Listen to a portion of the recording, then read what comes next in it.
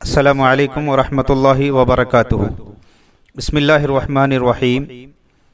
عن عقبۃ بن عامر رضی اللہ عنہ قال قلت یا رسول اللہ صلی اللہ علیہ وسلم من نجات قال امسک علیک لسانک ولیسعک بیتک وابکی علی خطیئتک۔ رواہ ترمذی۔ عقبہ ابن عامر رضی اللہ تعالی عنہ کہتے ہیں، میں نے اللہ کے نبی رسول اللہ صلی اللہ علیہ وسلم سے سوال کیا کہ نجات کی کیا صورت ہے؟ تو آپ صلی اللہ علیہ وسلم نے فرمایا، اپنی زبان کو قابو میں رکھو، اپنے گھر کی وسعت میں مقید رہو اور اپنی خطاؤں پر روتے رہو۔ محترم حضرات و خواتین، اللہ کے نبی رسول اللہ صلی اللہ علیہ وسلم عقبہ ابن عامر رضی اللہ تعالی عنہ کے سوال پر انہیں نصیحت کرتے ہوئے فرمایا اور تین چیزیں بتائے کہ جو بندہ ان تین چیزوں پر، ان تین باتوں پر عمل کرے گا، وہ بندہ دنیا اور آخرت دونوں میں بھی کامیاب اور کامران ہوگا۔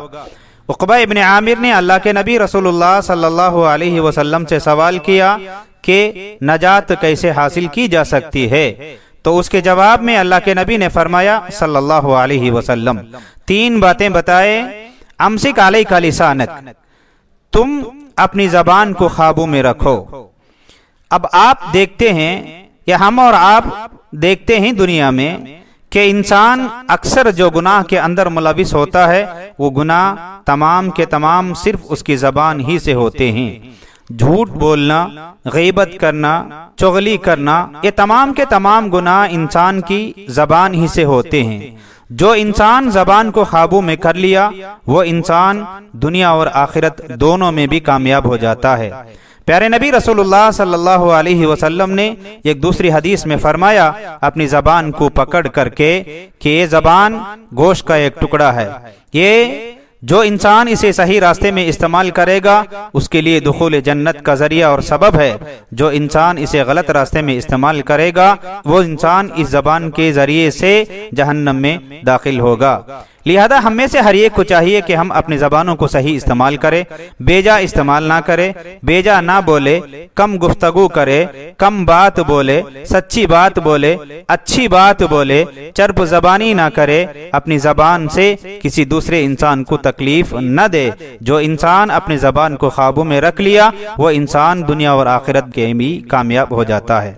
دوسری چیز جس سے اللہ کے نبی صلی اللہ علیہ وسلم نے فرمایا کہ جو انسان حلال کمائی کمانے کے لیے اپنے گھر سے باہر نکل کر کے جاتا ہے، حلال کمائی کمانے کے بعد اس کے علاوہ جو وقت اس کے پاس بچتا ہے، وہ وقت انسان اپنے بیوی بچوں کے ساتھ میں گھر کے اندر گزارے، کیونکہ خارجی اوقات کو اپنے گھر میں گزارنا، بیوی بچوں کے ساتھ میں خوش اور خرم رہنا، یہ بھی ایک نیکی ہے۔ وہ انسان کامیاب اور کامران ہو جاتا ہے، دنیا کی تمام مصیبتوں سے، فتنوں سے سب بچ جاتا ہے۔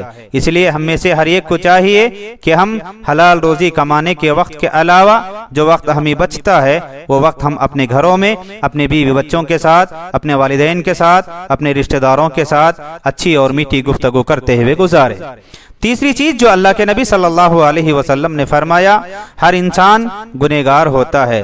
گنہگار انسان کو چاہیے کہ وہ اپنے گناہوں پر ندامت اور شرمندگی کا اظہار کرتے ہوئے، اللہ کے رسول صلی اللہ علیہ وسلم نے فرمایا، اللہ سے گناہوں کی معافی مانگے تو اللہ تبارک و تعالی معاف فرما دیتا ہے۔ جیسا کہ حدیث میں اللہ کے نبی صلی اللہ علیہ وسلم نے فرمایا، کل بنی آدم خطاء وخیر الخطائین التوابون۔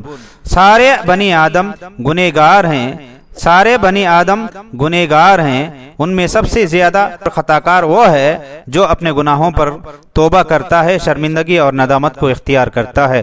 لہذا میں اور آپ، ہماری زندگی صبح سے شام تک اور شام سے لے کر کے صبح تک گویا 24 گھنٹے گناہوں کے اندر ہی گناہوں میں گزرتی ہے۔ ہم میں سے ہر ایک کو چاہیے کہ ہم ہمارے گناہوں کو یاد کرے اور خلوت میں اللہ رب العالمین کے سامنے اپنے ہاتھوں کو پھیلائے، روئے، توبہ کرے، گڑ گڑائے اور اللہ سے معافی مانگے تو اللہ تعالیٰ ضرور ہمیں معاف کر دیتا ہے۔ محترم حضرات، اس حدیث میں اللہ کے نبی رسول اللہ صلی اللہ علیہ وسلم اپنی امت کو، امت مسلمہ کو دنیا اور آخرت میں کامیاب کرنے والے 3 رازوں کو بتائے ہیں۔ ہم میں سے ہر ایک کو چاہیے کہ وہ ان رازوں پر، ان باتوں پر عمل کرے اور اپنے آپ کو دنیا اور آخرت دونوں میں بھی کامیاب کرے، کامیاب بنائے۔ اقول قولی ھذا استغفر اللہ لی ولکم ولسائر المسلمین اجمعین۔ السلام علیکم ورحمۃ اللہ وبرکاتہ۔